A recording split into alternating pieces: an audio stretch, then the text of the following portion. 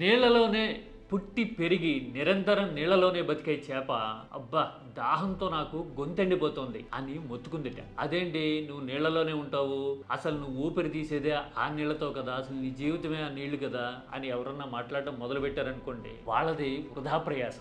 ఎందుకంటే ఆ చేప సింపతి కోసం అలా మాట్లాడుతోంది అనేది సింగిల్ లైన్ వాస్తవం కదా. సరే, ఆ విషయం అలా ఉంచి చంద్రబాబు అసలు తనకి మీడియా లేదని, జగన్కి సొంత పత్రిక ఛానల్ ఉన్నాయి అని మాట్లాడడం మీద సోషల్ మీడియాలో గగ్గోలు పుడతా ఉంది. అదేంటి ఇంత బ్లాటెంట్గా ఎలా మాట్లాడతారు అని చాలామంది ఆశ్చర్యపోవడం, నివ్వెరపోవడం కనిపిస్తోంది. అసలు ఈ ఆశ్చర్యపోవడానికి కారణం ఏంటి అనే దాంతో పాటు అసలు చంద్రబాబు ఇలా ఎందుకు మాట్లాడతారు, ఏ విషయాల్లో చంద్రబాబు ఇలాంటి కవర్ డ్రైవ్స్ ఇంతకు ముందు కొట్టారు అనేది మనం డీటెయిల్గా చూద్దాం. అవి చూస్తే బిలీవ్ మీ చాలా ఫన్ ఉంటుంది.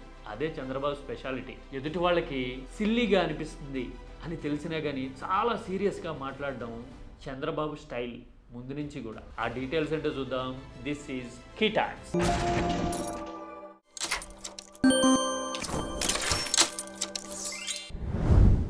జగన్కి సొంత మీడియా ఉందని, రోజు ఆ మీడియాతో తన మీద దాడి చేసేస్తున్నాడు అని, తనకి కానీ తన మిత్రుడు పవన్ కళ్యాణ్కి కానీ మీడియా లేదు అని చంద్రబాబు మాట్లాడుతూ ఉన్నారు. తెలుగుదేశానికి టీవీ ఉందా, పవన్ కళ్యాణ్కి టీవీ ఉందా?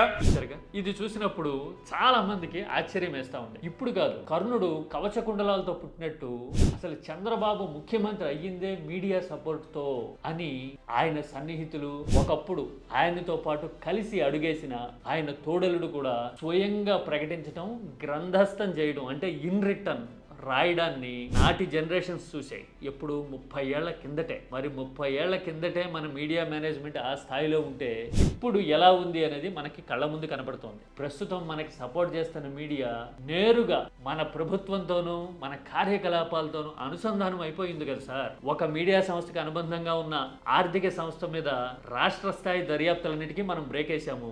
పైగా మన పథకాలకు కూడా వ్యూహాత్మకంగా మార్గదర్శి, బంగారు కుటుంబం, అదే P4 లాంటి పేర్లు కూడా పెట్టి మనం కృతజ్ఞత చూపిస్తూ ఉన్నాం కదా సార్.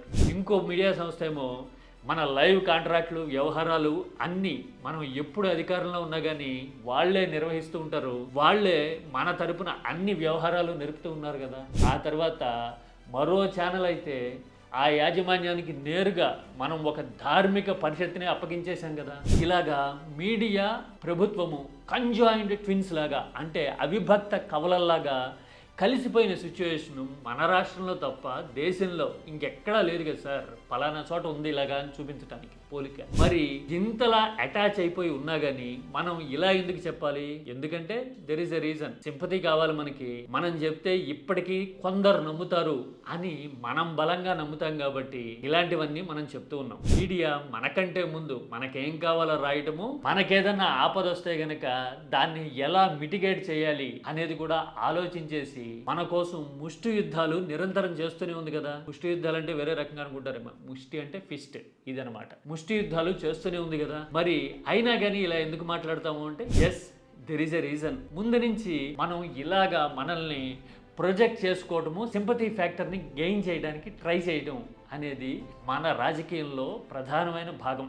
ఎందుకంటే అరే అవునా అని అనుకోవాలి. ఇదే కాదు, ఇంతకుముందు తన ఆర్థిక పరిస్థితి విషయంలో కూడా చంద్రబాబు ఇలాగే చిత్రమైన ప్రకటనలు చాలా చేశారు. రాజకీయాలు సంపాదించాలనే ఉద్దేశం నాకు నేను గడియారం కట్టుకోను, జోబులో డబ్బులు పెట్టుకోని లేదు. చూసారుగా, స్వచ్ఛమైన చిత్తూరు స్లాంగ్ లో వాచి కట్టుకోను, జేబులో డబ్బులు పెట్టుకోను అని. అంటే చంద్రబాబు ఉద్దేశం ప్రకారం డబ్బులున్న వాళ్ళు కట్టలు జేబుల్లో పెట్టుకు తిరుగుతారో, లేకపోతే కనుక ట్రక్కులో కరెన్సీ నోట్లు వేసుకుని తిరుగుతారేమో. అలా తిరగట్లేదు అంటే డబ్బులు లేనట్టు అనుకోవాలేమో. వాచి ఉన్నా, ఉంగరం ఉన్నా కానీ వాళ్ళు సంపన్నవంతులే. చంద్రబాబు దగ్గర మాత్రం వాచి, ఉంగరం లేవు కాబట్టి తాను సంపన్న వర్గానికి చెందినవాడిని కాదు, డబ్బుల కోసం రాజకీయాల్లోకి రాలేదు అని చెప్తారనమాట.